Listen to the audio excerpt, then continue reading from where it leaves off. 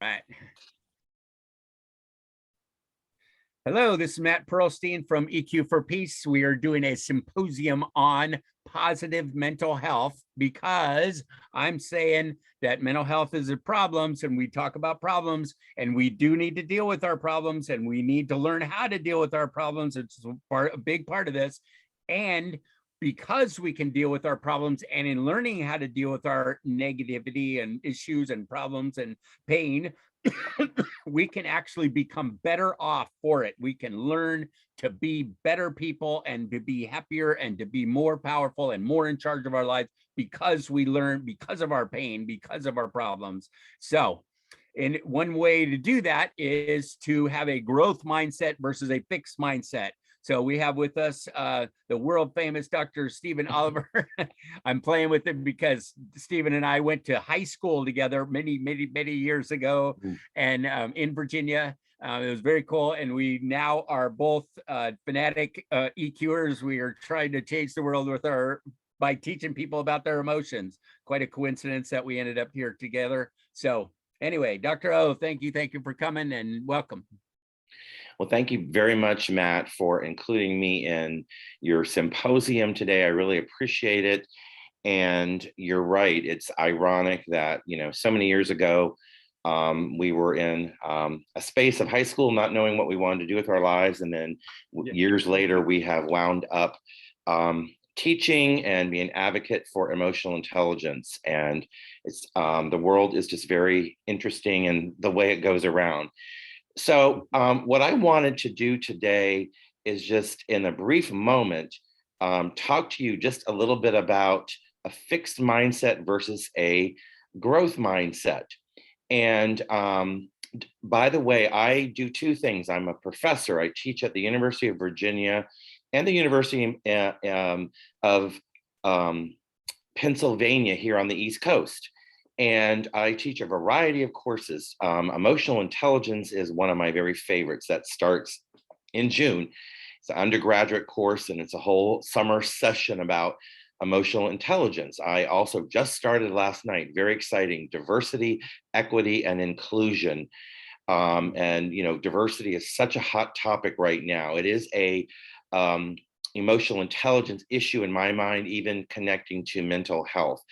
And I teach human resource management and a variety of other courses. And then I also do consulting. But one of the things that I landed on a few years ago was this notion of a growth mindset versus a fixed mindset. And so I looked and found the research from Dr. Carol Dweck from Stanford University.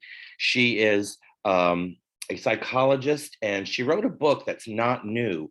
By the way, many of the topics that I am discussing today are not new. We go back to the mid-90s, and some are tried and true. There's a new slant on them, but this is not new. So this is her book here, Carol Dweck, and it's Mindset, the New Psychology of Success, How We Can Learn to Fulfill Our Potential. And she looks at it in the context of parenting, business, school, and relationships. And so she talks about a growth mindset versus a fixed mindset. Now, there is a spelling error. I knew that would happen. Sorry about that. I'll fix those. But in any case, here is a quote from her. True self-confidence is the courage to open to welcome change and new ideas, regardless of their source.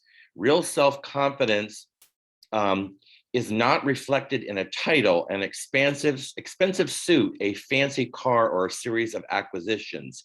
It is reflected in your mindset, your readiness to grow. Now, just as a caveat, I am not a psychologist. I'm not in mental health. I'm a behavioral scientist. I have a doctorate of adult education from the University of Pennsylvania. And I do a lot of corporate training and teaching. And so it's more on behaviors, if you will, more related to behaviors in both academics and the corporate world. My goal is to give some strategies on behaviors and how we can behave. So let's just talk a little bit about the difference between a growth mindset and a fixed mindset. You know what I'm going to do? Hang on here. Okay. So what is mindset, first of all? Let's look at what is mindset. If we look at a definition, it's attitude, disposition, or mood, and intention or inclination. But what is the difference between a growth mindset and a fixed mindset? And so if we go to Dr. Dweck's information, she talks about a fixed mindset and fixed mind. And I apologize, I have like 70 slides here. So I'm going to try and just do a few here, jump around. I apologize for that. But basically, a fixed mindset is that you believe in your qualities are carved in stone, that you only have what strengths you have to get through life, which creates an urgency to prove yourself over and over to yourself and others. A fixed mindset is something that's limiting. It's limiting. And again, you think that your abilities and talents and intelligence are who you are. A lot of people with a fixed mindset, it's like, don't fix it. Don't change things. All right. It's not broken, so don't fix it. All right. They avoid challenges. They give up easily. They run from error. They do not engage with a desire to look smart. All right. They might feel threatened about success, or they might feel threatened about change. They may ignore feedback that's coming to them, especially if it's negative. They don't want to get involved in new experiences, and they can reinforce themselves through what they know already. And so the one thing that's really important about fixed mindset is to just realize that this is a limiting mindset. It's a limiting quality, a limiting ability in yourself. Now, on the other side is a growth mindset. Okay, I'm sorry, I'm having challenges with moving these slides. Hang on a second here. All right, I'm sorry, I've had a challenge with that. So, so a growth mindset is very different. It's the opposite. A growth mindset is about many of the opposite of the things that I said earlier. It's about engaging in the process. It's about embracing changes and challenge. It's about being trying to find inspirations in others. All right, here's a quote here. A growth mindset, on the other hand, is the base belief that your basic qualities are things that you can improve on through effort. The growth mindset creates a healthy space for learning and freeing optimism, that you can learn to do better and be better at whatever it is you're trying to achieve. If I look at a growth mindset, I almost connect this to emotional intelligence. Or not almost, I do connect this to emotional intelligence, because the hallmarks of emotional intelligence are self-awareness and self-regulation. And one of the things that we teach and discuss in emotional intelligence is, how do we look to improve ourselves? How do we look at our self, who we are, our values, our trigger points, and how can we work towards improving and enhancing that? So a growth mindset is very similar. It's about how can we grow our basic abilities and try to be receptive to change, and how can we be receptive to what's going on. There's been a lot of challenges and frustrations in the pandemic. And if I look back over the past 2.5 years, people have been very frustrated with the pandemic. And a lot of people have shut down, and they're very frustrated with change. In what I do a lot of online teaching. And it's ironic because I did online teaching years ago, and so many people said to me, online teaching is not a good thing. You can't learn. And it was kind of ironic in March of 2020, when so many colleges, universities, elementary schools all went online. And people didn't want to go online, and they didn't want to. It was a fixed mindset. I can't learn that way. Now they're saying that we can learn online. That's just one example. And certainly people went home, and they were at home, and they stayed at home and didn't like being at home. Now the struggle for companies trying to bring people back is people have gotten used to that, and they enjoy working from home. It's not for everyone, but a growth mindset versus a fixed mindset is trying to differentiate between being stuck, being fixed, not wanting to learn, not wanting to go forward, and then versus wanting to go forward. So one thing I wanted to give an example here is, and the previous speaker talked about that, and you said later, Matt, in your session today that you're going to talk about internal thought process. So I want to just skip ahead to self-talk. And this is one thing you can do as far as trying to think about self-talk and think about the challenges you might have if you have a fixed mindset. And it's understanding self-talk. So what is self-talk? Self-talk is all of that stuff that goes on in our minds when we get out of bed.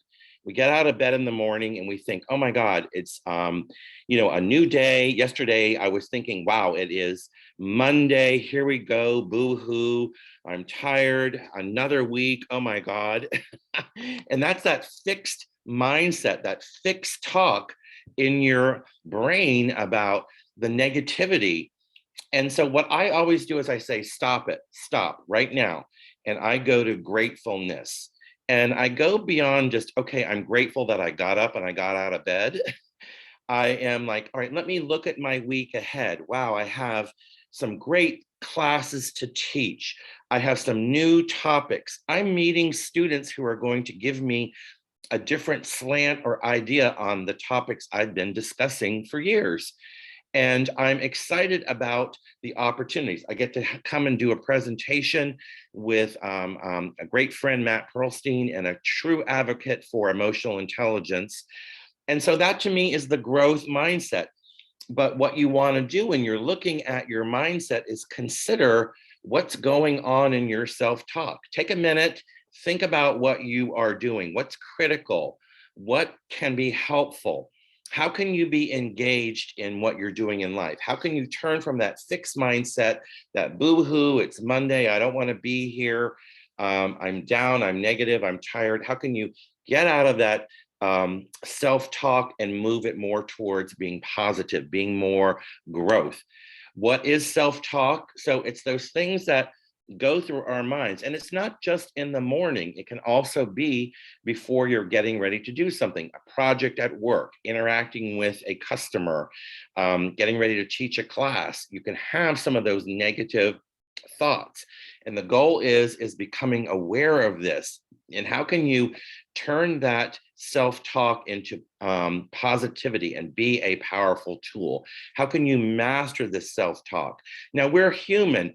And just like emotional intelligence is lifelong, and it is about continuing to work on it.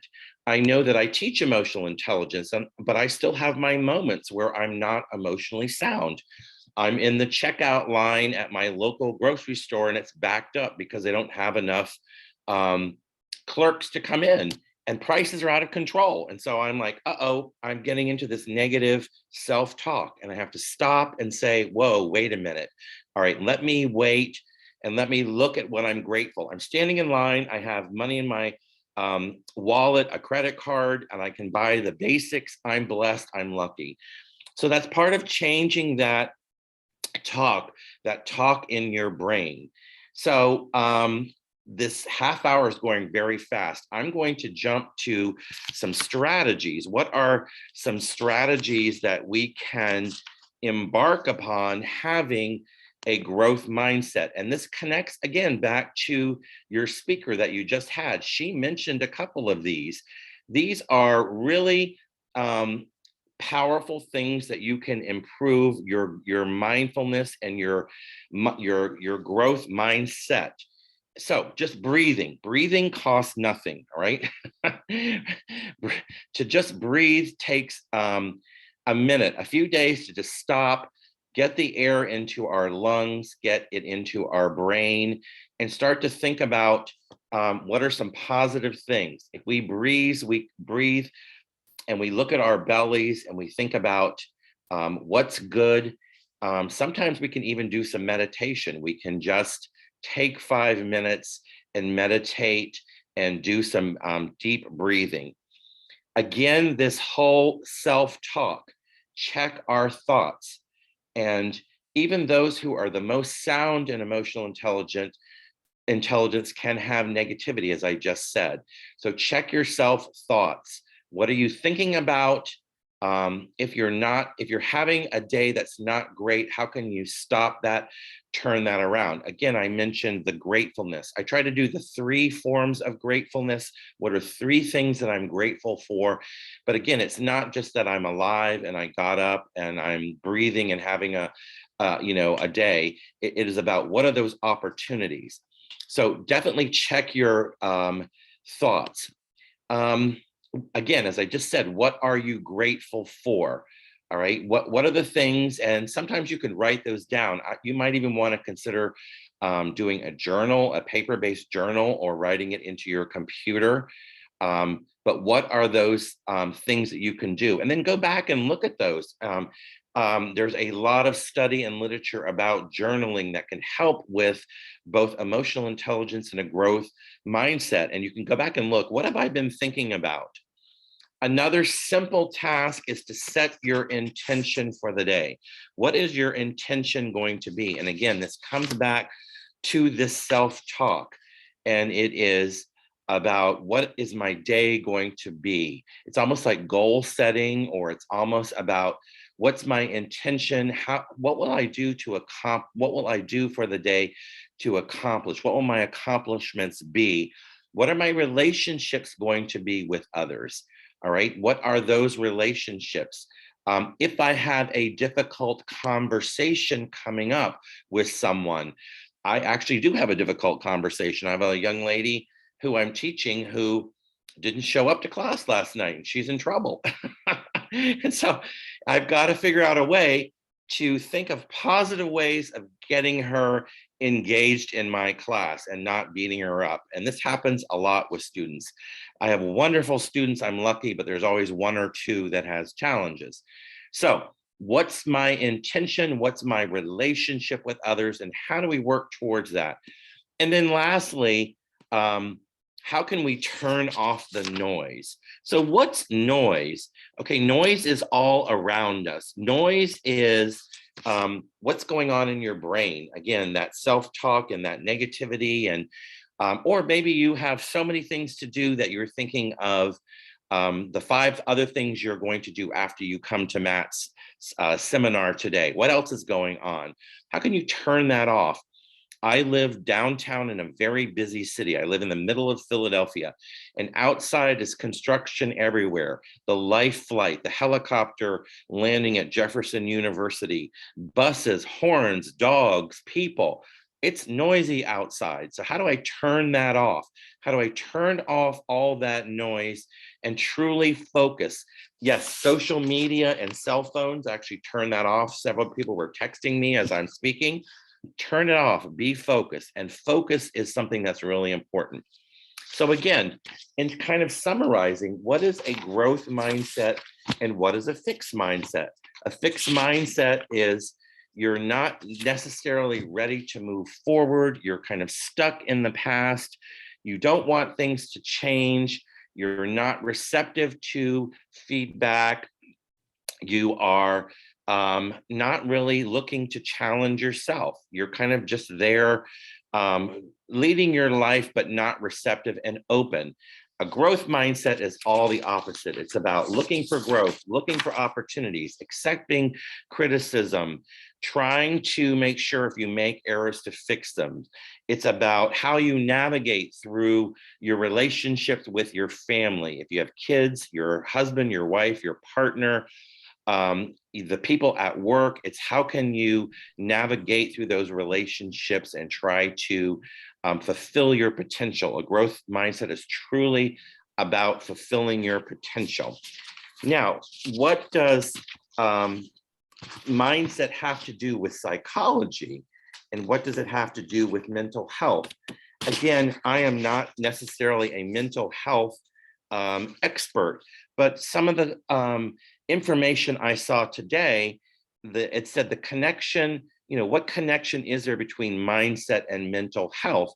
And part of it is having a fixed mindset may leave you more vulnerable to developing mental health difficulties. If you're fixed, you may be more vulnerable. But people who believe that they cannot become smarter, less shy, or more socially skilled may feel unable to control unwanted life events and thus be more vulnerable to anxiety, depression, and aggression. And again, connecting back to your speaker, we have a choice. We have this choice. If we have a growth mindset, then we may be more, have a propensity to getting out there, to becoming less shy, to becoming more sociable, to take on challenges. So much of what I teach and discuss is about change. To me, emotional intelligence is about how we deal with change. Our world is changing constantly. So this growth mindset can help that. Whereas a fixed mindset may not allow you to do that. A growth mindset can reward striving and struggling. If you're struggling and striving with challenges, a growth mindset can help you.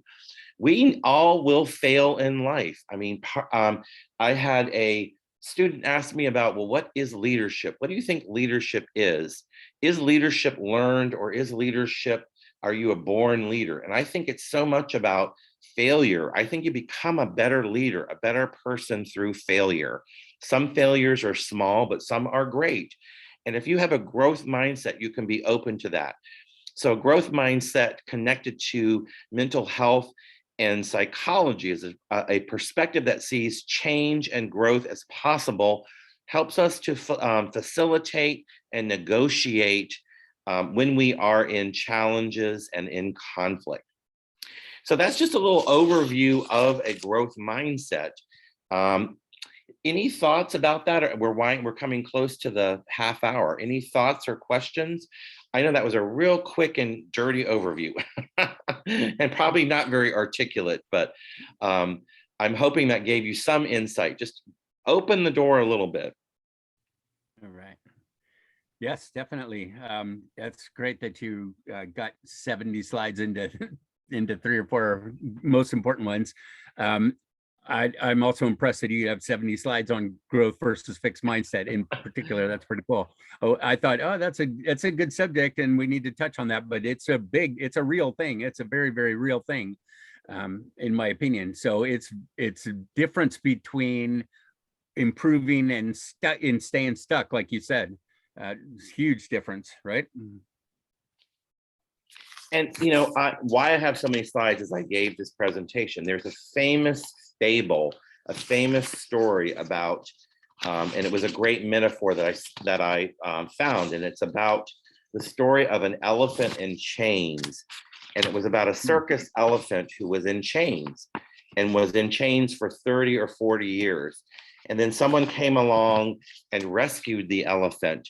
They took the chain off of his leg, but he didn't want to move. He was stuck in a fixed mindset because he was so used to being in this chain, and he couldn't move. He couldn't get out of being stuck there and fixed until the rescuers came along and helped him to move forward and move out of that area that he was fixed in. And that was just really a touching and powerful old fable on how we can all be stuck in something and not realize it and not know when something has come along to move us through. Anyway. Yeah, good. That's a good analogy. Actually, I've heard that before with different things where we thought we've been doing it the same way over and over. We then were allowed to do it different, and we don't. We do it the same because just out of habit and comfortable, and we were right about all things. One of the things I like too about what you were talking about was reinforcing about themselves about what they already know. That's a big deal. I think a lot of people I find really need to be right. They need to be right. And even if they made a negative decision, and even if it was really painful, and even if it's real depressing, they stick to that and want to be right about it. And they're like, no, don't you want to be wrong about this? If you would loosen up a little bit and let your limits off a bit, it could be a lot better. You don't have to be right, maybe. What do you think?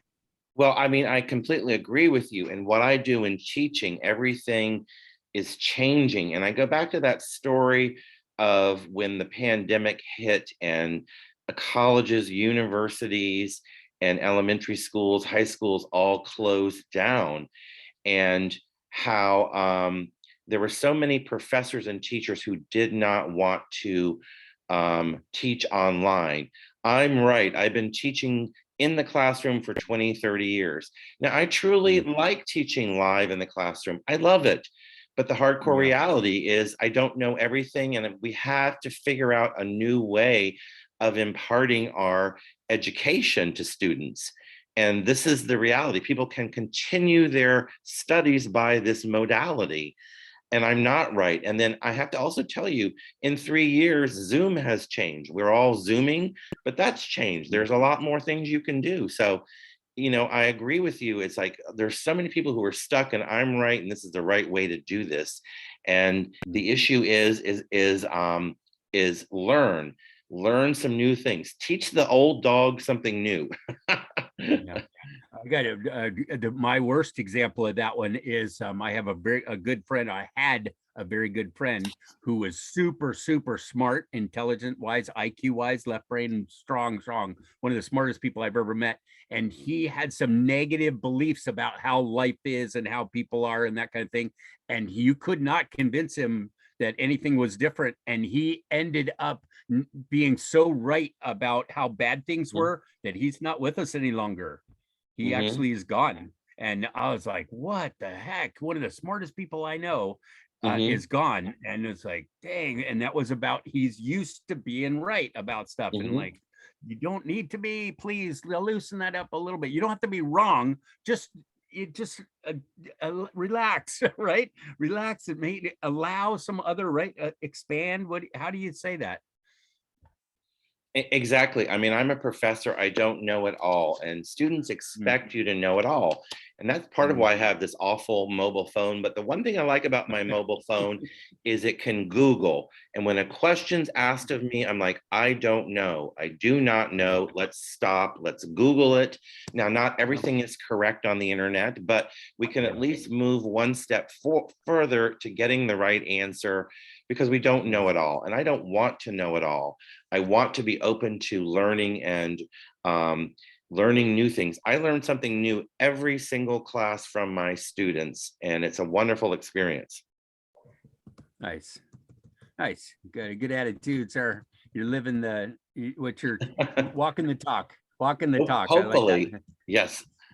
So I'm putting your name and website. It's hrcvision.com, correct?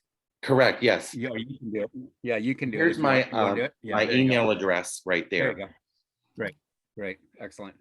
Okay. Well, thank you. It was very good. It was nice to hear the different components of fixed versus growth, that kind of thing. And I think that's a life changer. That in itself is a life changer. It can help our mental health substantially. So good subject, good talk. Thank you very much. Thank you very much. Say goodbye now and see you again soon. Thank you for all your hard work, and thank you for this seminar and all the great people you have invited today. So thank you for all you do, Matt. Talk to you soon. All right. Bye.